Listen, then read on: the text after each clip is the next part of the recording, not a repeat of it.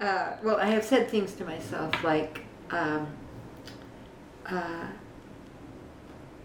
you paint until you, how is it? Art is the search for a form that satisfies. I mean, that's what I say to myself. I mean, I have an impulse to make something, and I don't know what it is until it's satisfying.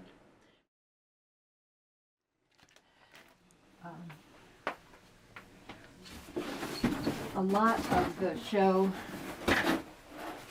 not a lot, about 20% of the images from the show, oh, sorry, they're little portraits of friends. I'm glad you can edit this, otherwise it would be very boring. That's the problem with life, is it goes slower than you think until it's too fast. So, my friend Tina, let me see if I can pull up.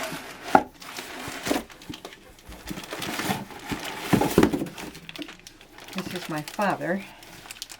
I've never made, I've done quite a number of things about my mother, but very few of my father. So I decided I have to do something, since the show is called Love in the 8th Decade. And it's about what love is when you're 74 years old. So, some of these are.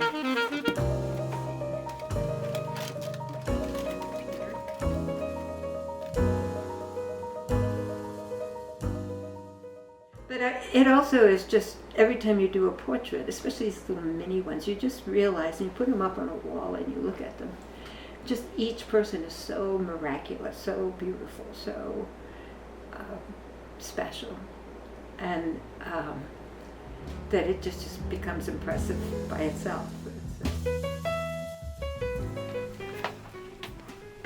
They're people, not everybody's a close friend. Some of them are just people who have had a big impact on me.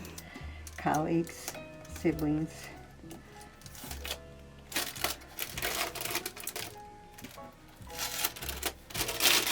And George and Jesse both, but George has had a big impact on me because he brought me to the gallery and gave me a way to be an artist. I'm not in school anymore. So anyway, there are going to be like 27 of these little portraits. There's a, when I was in college in the 70s, in my 20s, I wrote an undergraduate thesis for English literature, and one of the two, there were two poets that I focused on. One was T.S. Eliot and the other was Wallace Stevens. My last show was all about T.S. Eliot. This show is about Wallace Stevens, and just one quote of his, which is, "Death is the mother of beauty."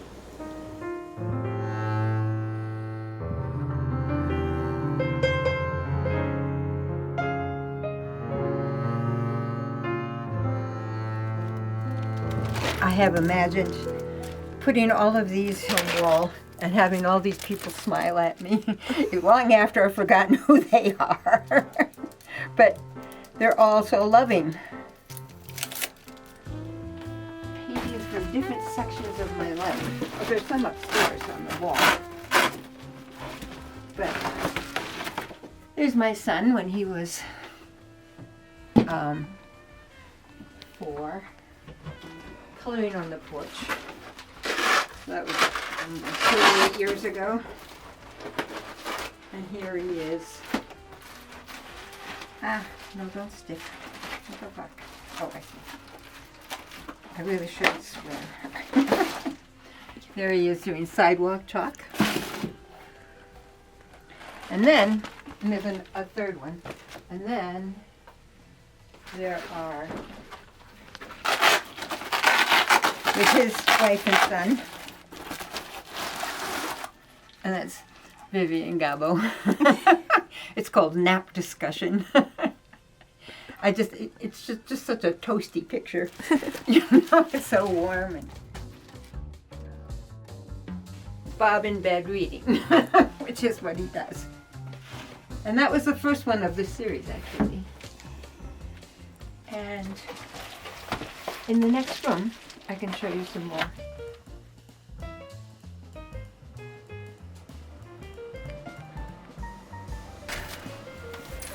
And that's my friends Kevin and Elena, both of whom have a portrait. And Ben when he's about 10. We were on a trip together in Colorado. But then I decided to put it in the... So I turned it into a painting, which is not done.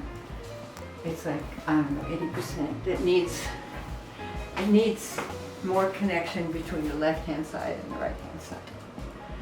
So I'm going to bring some more warm colors into this cool water, extend the rocks aside, make a golden line of light that comes down, washes over them, and then sweeps back around that side. And that's a photo. So there's a photo I took in 2017, 2018. Our grandson is in the baby carriage, and then I did the drawing.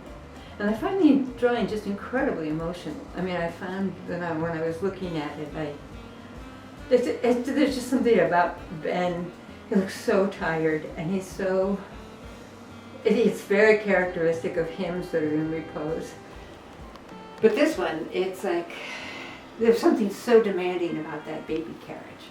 You know, it's right in their faces, and you have to deal with me. And they're tired, and you may not be able to see this, but there's a figure, and it's actually perfect in the armature of a golden rectangle. This is one of the key lines that goes from the center to the center, and that head, that's me taking the photograph. It's in there. And then this is their reflection, and the woman in back. So you got a lot of sort of layers going on here. I don't know if I can pull it off. We'll see.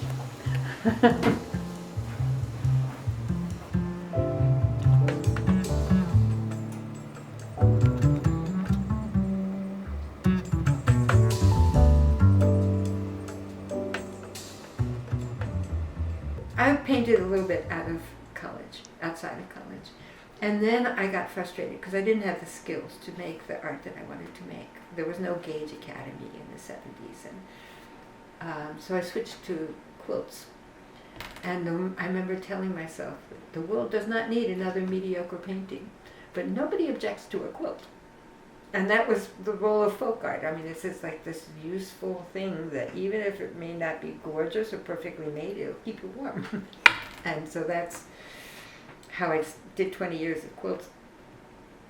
And then I found Gage Academy, and I learned to draw and paint. And I could have stayed in art school forever because I was so happy there.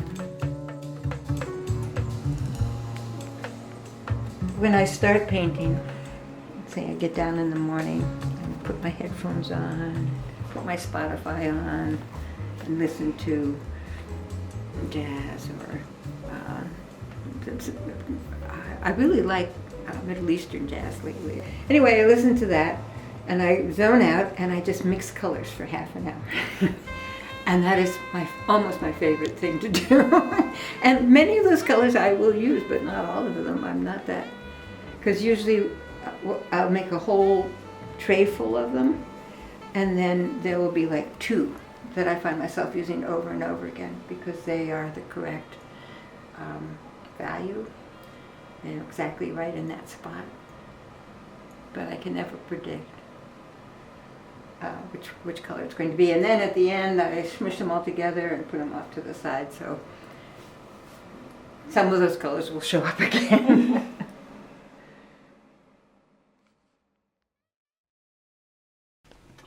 So, you know, what is the image that goes on the postcard?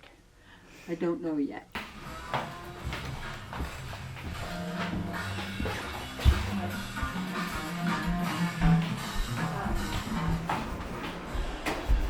This is a candidate. The front is the house in 1982. And we had a vegetable garden in the front yard. It was like, we were, I was 30, Bob was 33, I guess. And that's a portrait of my mother and my sister's dog that I did and it won Best of Show. And the judge at Gage Academy, and the judge was Greg Crucera, so I was very, very proud of that. And George Brandt, who's come over a couple times, he says, this has to be in the show. And I said, but I've already exhibited it. It's 8 years old. I mean, it doesn't, he goes, doesn't matter. He wants it in the show. So anyway, where do I want them to be? I am so happy when somebody buys something, lays out their cold hard cash that they earned to take home a piece of art. That's not, even if it's, my prices are affordable for art, it's still a significant amount of money. And they put it on their wall and they show it to their friends. And I'm particularly excited when it's somebody who is not a close friend. Is not doing it to be supportive. They came to the show because they knew who I was. They went to college with me or saw it in the alumni magazine, and then they bought a piece. There was only one piece like that where they just wanted that painting. So that's the sign of putting something out in the world that the world wants. So my first show was still lives, and my second show were geese, quilts. Mm-hmm. And I knew I wanted to do something figurative with humans, because that's a large part of what I've done over the years. And often, the portrait of Bob, the portrait of my mom, just a number of self-portraits, none of which can I bear to look at, but they were good exercises because they were from life. I was looking in a mirror.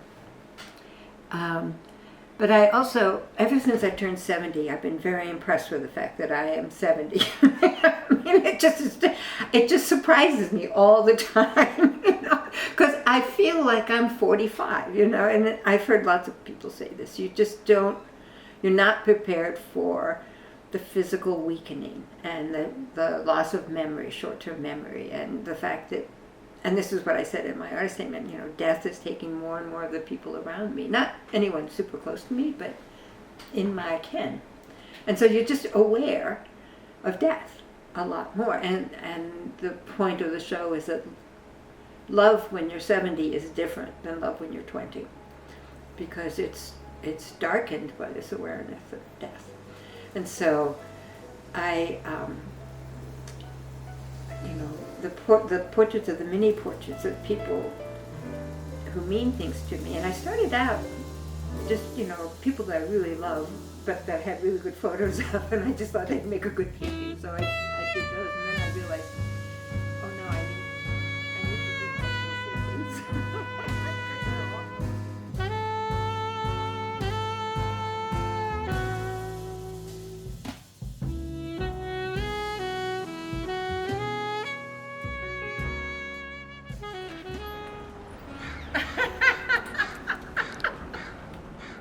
The devil woman with a camera.